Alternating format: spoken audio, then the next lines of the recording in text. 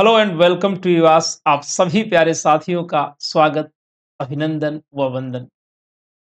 आज हम लोग ट्वेल्थ नाइट की सभी इंपॉर्टेंट लाइंस देखेंगे और ये रिवीजन सीरीज आपके लिए बहुत इंपॉर्टेंट होने वाली है। मैं पूरी कोशिश करूंगा कि ये लाइंस आपको कभी ना भूलें और इनको आप बेहतरीन तरीके से समझ सकें। तो आइए शुरू करते हैं आज की ये क्लास। एप्लीकेशन जरूर इंस्टॉल कर लें और किसी भी सहायता के लिए आप इस नंबर पर व्हाट्सएप कर सकते हैं। नंबर नोट करें 9451464507।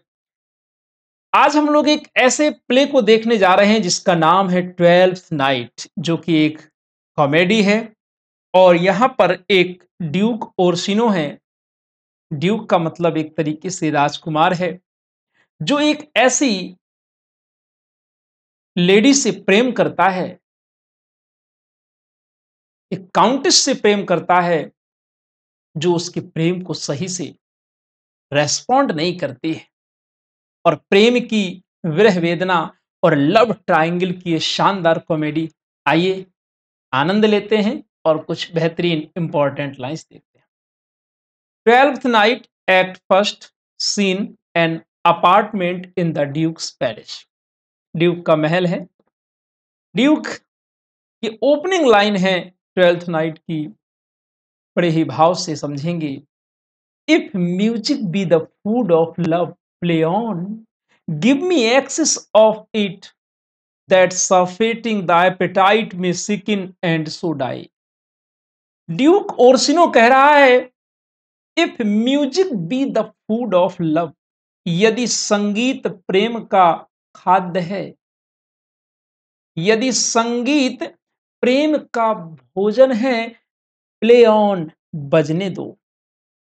Give me excess of it, मुझे इसकी अधिकता दो। एक्सेस यानी इसकी जो एक्सेस है, अतिपन की अवस्था है, अधिकता की अवस्था है।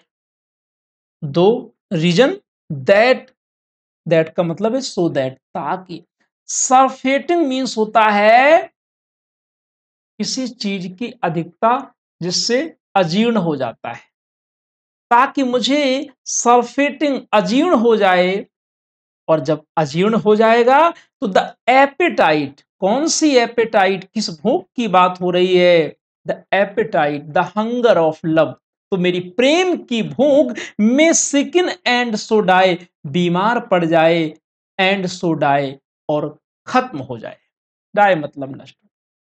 यानी कि यहां पर ड्यूक ओर्सिनो कह रहे हैं कि मुझे इतना संगीत सुनवाओ कि मुझे सरफेट अति हो जाए, अजीर्ण हो जाए, और इससे मेरी ये भूख खराब हो जाए, प्रेम की भूख, और ये नष्ट हो जाए, खत्म हो जाए। आइए देखते हैं नेक्स्ट लाइन। ये भी ड्यूक का स्टेटमेंट है और इन्होंने, ड्यूक ने क्या कहा है? So full of shapes is fancy that it alone is high फैंटेस्टिकल। प्यारे साथियों, यहाँ पर फैंसी का मतलब क्या है, ये जरूर समझिएगा। फैंसी का मतलब है love, Prem. So full of shapes, ये प्रेम इतना, इतने प्रकार का होता है। फुल ऑफ शेप्स, शेप्स का मतलब है variety. That it alone, alone means only, कि यह केवल अकेले ही, हाई फैंटेस्टिकल, बहुत विचित्र है। फैंटेस्टिकल मतलब विचित्र, यानी प्रेम के इतने प्रकार हैं कि केवल ये प्रेम ही अपने आप में बहुत ही विचित्र चीज है, इसे जानना आसान नहीं है। यहां पर ड्यूक अपने अटेंडेंट, अपने पेज क्यूरियो से कुछ कह रहा है। Methought she passed the air of pestilence. That instant was I turned into a heart, and my desire like fell and cruel hounds ever since pursue me. बड़ी जोरदार line है। Duke ओर्सिनो प्रेम में पागल है, एकदम ओलिविया को बहुत चाहता है, और ये क्योरियो आता है, कहता है महाराज आज हिरण का शिकार करने नहीं जाएंगे। तो उसके रिप्लाई में कहता है क्या, किसका शिकार? मी थॉट, मी थॉट का मतलब आई थॉट, मैं सोचता हूं, मैं विचार करता हूं। सी पर्ज्ड द एयर ऑफ पेस्टिलेंस, उसने, किसने? ओलिविया की पहली नजर ने पर्ज, शुद्धिकरण कर दिया air of pestilence. Pestilence means होता है गंदी बीमारी। उसकी नजर ने गंदी बीमारी को प्योरीफाई कर दिया, शुद्ध कर दिया। दैट इंस्टेंट, उसी मोमेंट, उसी क्षण, watch I turn in to a heart, और जब मैंने उसको पहली बार देखा, ओलिविया को, तो मैं एक हिरण में परिवर्तित हो गया। हार्ट मतलब हिरण। एंड माई डिजायर्स, और मेरी इच्छाएं, like fell and cruel hounds, like fell and cruel hounds. Fail का मतलब है क्रूर, फेल एंड क्रूएल यानी दोनों का मतलब है क्रूर। हाउंड्स मीन शिकारी कुत्ता। ईवर सिंस परसू मी, अब समझिएगा, जो मेरा प्रेम है ओलिविया के प्रति, वो प्रेम शिकारी कुत्ते की तरह मेरा पीछा कर रहा है। My desires, and my desires like fell and cruel hounds ever since pursue me. बड़े ध्यान समझिएगा। और वो मेरी इच्छा यानी प्रेम का भाव, जब मैंने उसको देखा, तो उस समय से जो वो प्रेम का भाव है ओलिविया के प्रति, वो शिकारी कुत्ते की तरह मेरा पीछा कर रहा है। नेक्स्ट, ड्यूक का स्टेटमेंट है, और ये वैलेंटाइन से कह रहे हैं, how will she love when the rich golden shaft love short, sorry, love thoughts lie rich when canopied with bowers. बड़े ही शिद्दत से पढ़ें। वैसे तो मैंने ये सभी लाइंस अपने बैच में पढ़ाई हैं, लेकिन इस समय एग्जाम से पहले कुछ आपके काम का हो जाए तो बड़ा अच्छा रहे। बड़े ध्यान से समझो। वैलेंटाइन इनका नौकर है ड्यूक का, इन्होंने भेजा था कि जाओ और ओलिविया को मेरा संदेश देके आओ। तो वैलेंटाइन आके बताता है कि महाराज उसने मिलने से मना कर दिया। वो अपने भाई के मृत्यु के गम में इतनी दुखी है कि उसने किसी भी से पुरुष से मिलने का निश्चय ये किया है, निश्चय कि वो नहीं मिलेगी, यानी नहीं मिलना चाहती है। कितने वर्षों तक आप कमेंट करके बताइए। प्यारे साथियों, ऐसा जब एक प्रेमी सुनता है अपनी प्रेमिका के विषय में, तो उसकी भावनाएं देखिए।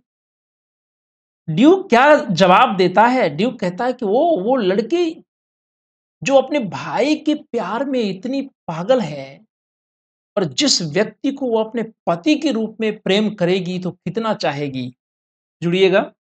हाउ विल सी, शी का मतलब है Olivia, love when the rich golden shaft, Kamdev के बाण। गोल्डन शाफ्ट का मतलब है कामदेव, रिच गोल्डन शाफ्ट का मतलब बाण।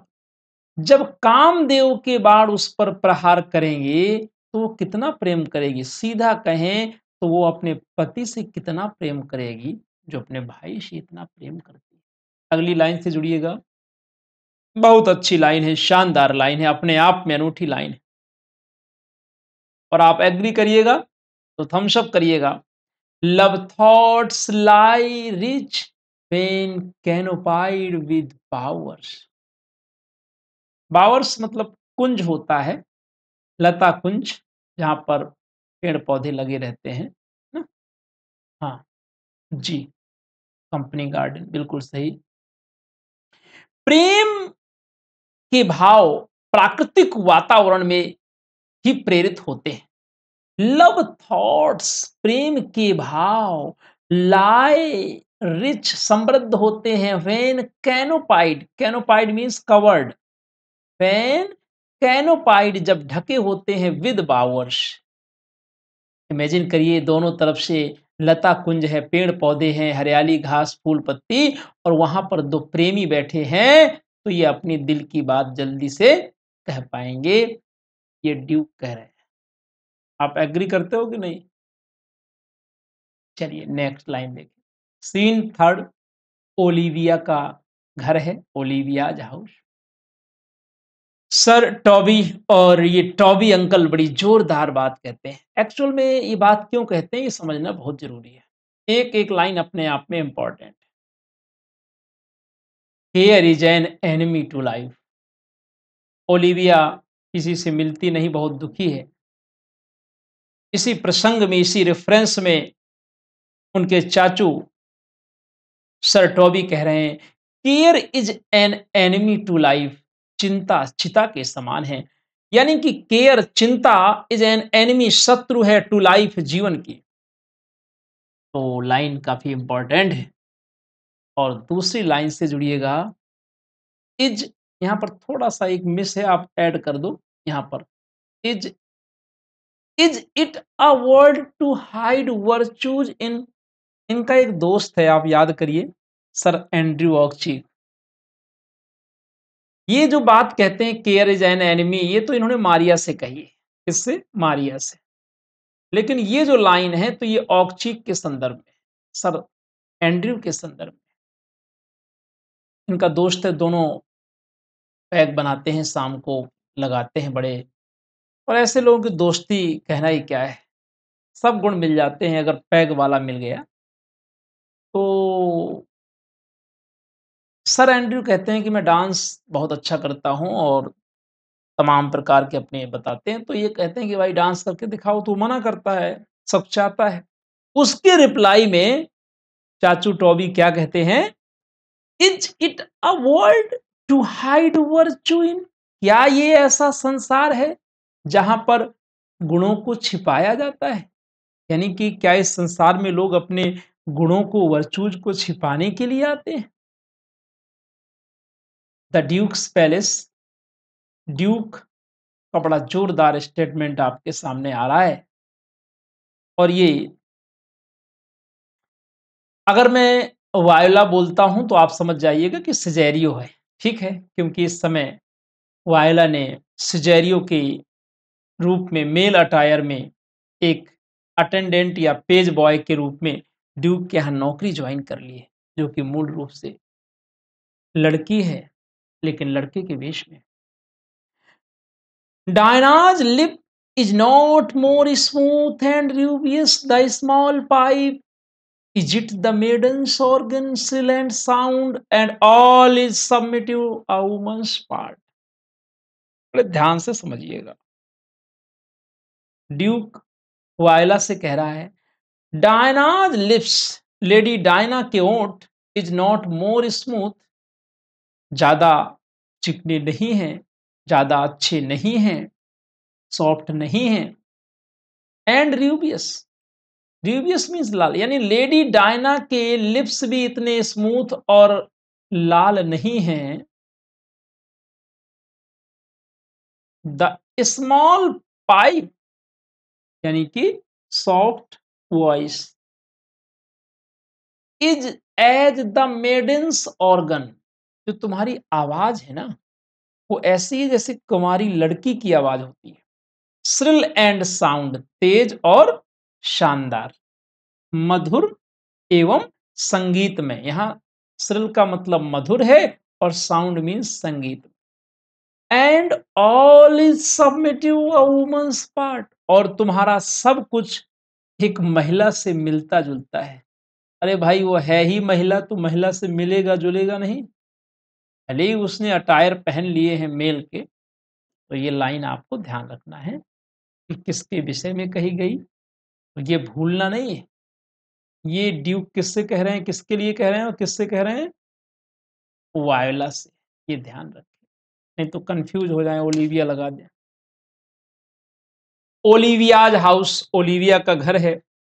और क्लाउन कह रहा है let her hang me, he that is well hanged in this world need to fear no colours. Maria जो सेविका है ओलिविया की, वो कहती है कि क्लाउन तुम कहाँ थे अभी तक, बहुत देरी से आ रहे हो और तुम्हारी मैं मालकिन से शिकायत करूंगा। तो क्लाउन कह रहा है कि लेट हर हैंग मी, हाँ उसे मुझे सजा देने दो। अब ये नेक्स्ट लाइन आपके एग्जाम में आएगी जो मैंने हाईलाइटेड किया है, हो जाओ भाई। ही दैट इज वेल हैंग्ड, जिसे अच्छी प्रकार से सजा मिल जाती है, hang means punished, in this world, इस संसार में जिसे अच्छी तरीके से सजा मिल जाती है, need to fear no colours, उसे किसी भी प्रकार के शत्रुओं से डरने की जरूरत नहीं होती, शत्रुओं का भय खत्म हो जाता है। Clown many a good hanging prevents a bad marriage and for running away let summer bear it out. Clown से मारिया ने कहा कि तुम्हें बाहर निकाल दिया जाएगा, तुम्हें सजा दे दी जाएगी। तो क्या कह रहा है clown, many a good hanging, अगर अच्छी प्रकार से सजा मिल जाए, प्रिवेंट्स अ बैड मैरिज, तो आदमी बुरे विवाह से बच जाता है। एंड फॉर टर्निंग अवे, और मेरे निकाले जाने का ख्याल है, let summer bear it out, तो गर्मी का मौसम है मैं बर्दाश्त कर लूंगा। अरे गर्मी के मौसम में कहीं भी बने रहेंगे, कौन सा ठंडी है ना। चलो clown better a witty fool than a foolish wit, better a witty fool, एक बुद्धिमान मूर्ख होना बेहतर है, देन अ फुलिश विट, एक मूर्ख विद्वान की अपेक्षा। मेलवोलियो infirmity that decays the wise doth ever make the better fool। infirmity means weakness, कमजोरी, उम्र के साथ बढ़ती हुई कमजोरी। infirmity यानी कि कमजोरी, that decays the wise, जो बुद्धिमान को कमजोर बना देती है। उम्र की बढ़ती हुई कमजोरी बुद्धिमान को कमजोर बना देती है।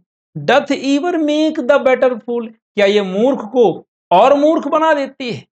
बड़ी ही शानदार लाइन है, ये मेलवोलियो ओलिविया से कह रहा है, और ये लाइन भी क्लाउन ने ओलिविया से ही बोली है। आइए ओलिविया का स्टेटमेंट देखें। ओलिविया ने बड़ा ही शानदार स्टेटमेंट दिया है। Oh you are sick of self love Malvolio and taste with a distempered appetite. अरे मेलवोलियो तुम तो सेल्फ लव के शिकार हो, यानी कि तुम बहुत दम्भी हो। एंड टेस्ट, यहां टेस्ट का मतलब है जजमेंट, निर्णय। And taste with a distempered appetite का मतलब है पूर्वाग्रह से ग्रसित, यानी कि इस पूर्वाग्रह ने तुम्हारे निर्णय को बिगाड़ दिया है। ये लाइन इंपॉर्टेंट है, ध्यान रखिए, वैसे तो सभी इंपॉर्टेंट है। While you are the cruelest she alive if you will lead these graces to the grave and leave the world no copy। यहां पर बहुत ध्यान से समझना है और बहुत ही अच्छे से समझना है। यहां पर वायला ने ओलिविया से ये बात कही, जब ओलिविया ने शादी ना करने की बात कही, तो वायला कह रही है you are the cruellest she alive. She का मतलब है महिला, जीवित महिलाओं में तुम सबसे क्रूर होगी। If you will leave these graces, graces मतलब सुंदरता, टू द ग्रेव, यदि तुम इन इस सुंदरता को कब्र में ले जाओगी। And leave the world no copy, और संसार को कोई भी संतान नहीं दोगे। इसीलिए कहते हैं जो बच्चा होता है वो आपकी कॉपी होता है अपने माता पिता की। तो यहां वायला कह रही है कि यदि तुम बिना किसी बच्चे को जन्म दिए कब्र में चली जाओगी यानी मृत्यु हो जाएगी तुम्हारी, तो तुम संसार की क्रूरतम महिला कहलाओगी। Oh such love could be but compensant though you were crowned the non-parallel of beauty। यहां इसके पहले थोड़ा सा बैकग्राउंड समझें। वायला ने ड्यूक की तरफ से प्रणय निवेदन किया है, लेकिन यहां उल्टा मामला हो गया। उसने उस निवेदन को तो स्वीकार नहीं किया ओलिविया ने। ओलिविया स्वयं सजेरियो से प्रेमासक्त हो गई है। जब ये बात समझ में वायला को यानी सजेरियो को आ गई कि ये ड्यूक का प्रपोजल स्वीकार नहीं कर रही है, तब एक उल्टा वार किया है सजेरियो ने और क्या कहा है, ओ सच लव, अरे ऐसा प्रेम, कुड बी बट कंपेंस्ड, बड़े ध्यान से समझिएगा, कुड बी बट कंपेंस। यहां पर इस चीज पर गौर करेंगे और समझेंगे कि कंपेंस्ड का मतलब क्या है। कोई बताएगा आप में से? रिवार्डेड, बिल्कुल सही जवाब।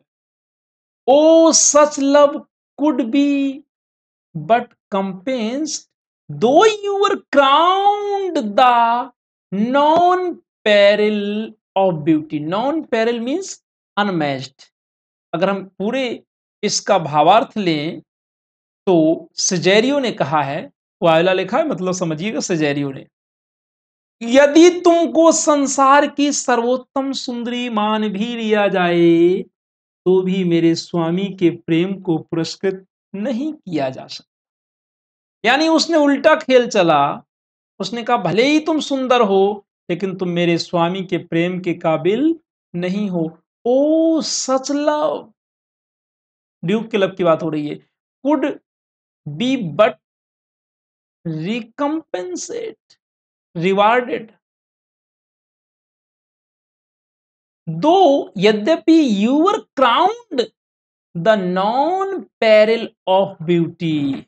अनमैच्ड ब्यूटी अगर हम तुमको मान लें कि तुम संसार की सबसे सुंदर हो, तो भी ऐसे प्रेम को रिवार्ड के लायक तुम नहीं हो, ऐसी प्रेम की पात्र तुम नहीं हो। ये उल्टा दांव चला है। इसी तरीके से एक्ट फर्स्ट समाप्त हुआ। क्लास लंबी ना हो इसलिए नेक्स्ट एक्ट में हम पार्ट 2 में रिमेनिंग एक्ट्स को देख लेंगे। यदि ये सेशन आपको पसंद आए तो आप लोग मुझे कमेंट करके बताइएगा। हमारी कोशिश है कि आपके लिए कुछ बेहतरीन कर सकें और आप इस प्रयास को कैसे देखते हैं कमेंट करके ज़रूर बताएंगे। थैंक यू, शुक्रिया। नेक्स्ट पार्ट 2 में